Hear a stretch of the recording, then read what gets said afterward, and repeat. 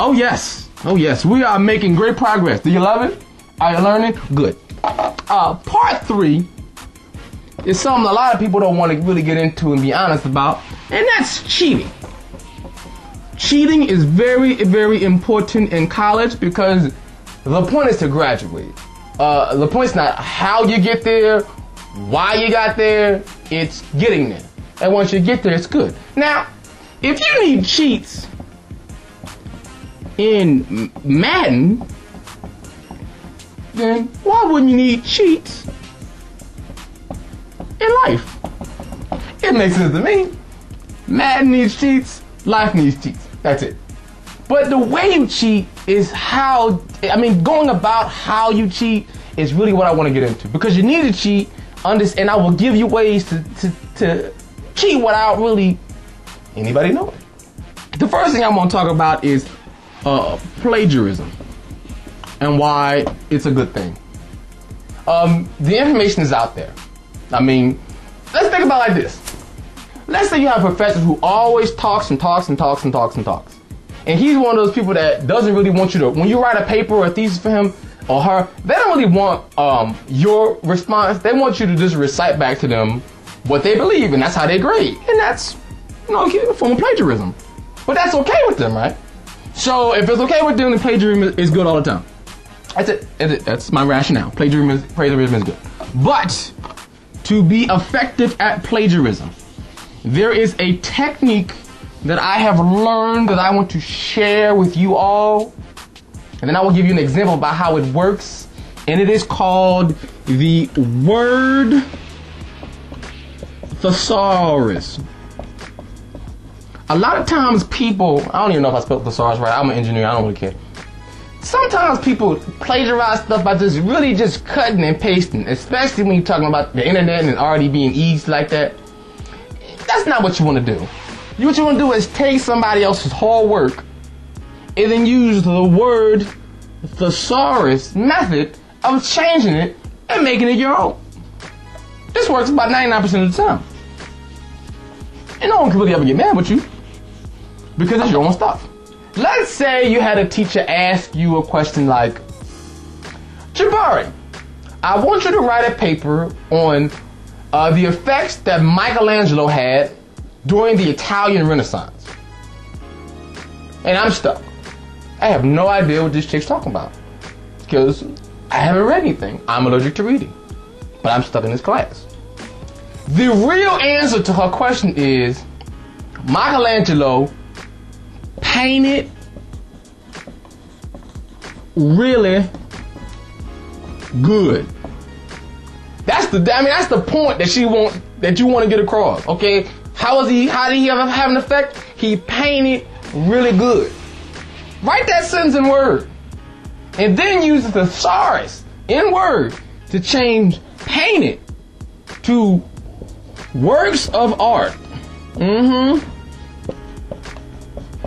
Change really to extremely,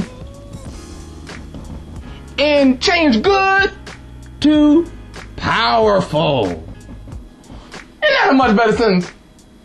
It's still Michelangelo painted really good, but you can say the works of art of Michelangelo were extremely powerful. It's the same sentence, but this one's the one you want to write, and this one ain't. Plagiarism. Microsoft Word thesaurus technique. You understand? Cool. Also, for you technical majors out there, that's something for the people who do a lot of writing. If you are an engineer, or a psych, or a physics major, or a chemistry major, or a math major, I feel your pain. I do. I love you, because I've been there. But 2 of my friends, I will give them credit for this. Travis and Ant, they taught me something that I want to teach to you guys too. Whenever you have a question for a homework assignment, maybe a take-home test, take the entire question. Word for word for word. Put it in Google. Chances are there's another school somewhere in the country that at some point had to answer that same stinking question. You don't know how many times our answers were saved by just putting a question straight into Google and getting the answer straight back out. You would never think it would work. I mean, put the whole question in there.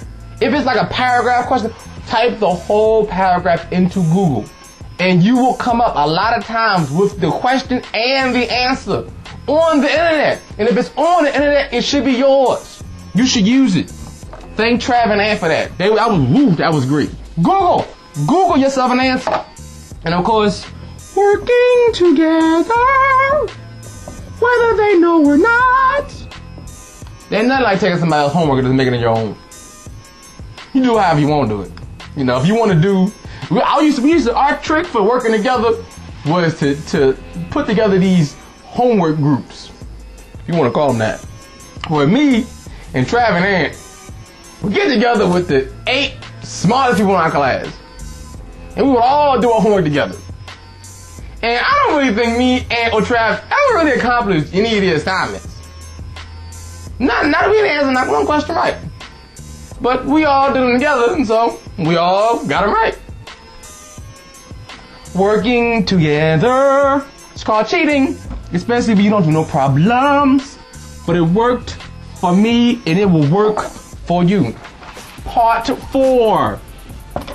Dollar bill, y'all. Dollar bill, y'all. How do you make that money while you're at college? Of course, because you're spending so much. You're giving the school so much money each and every day. How can you recoup?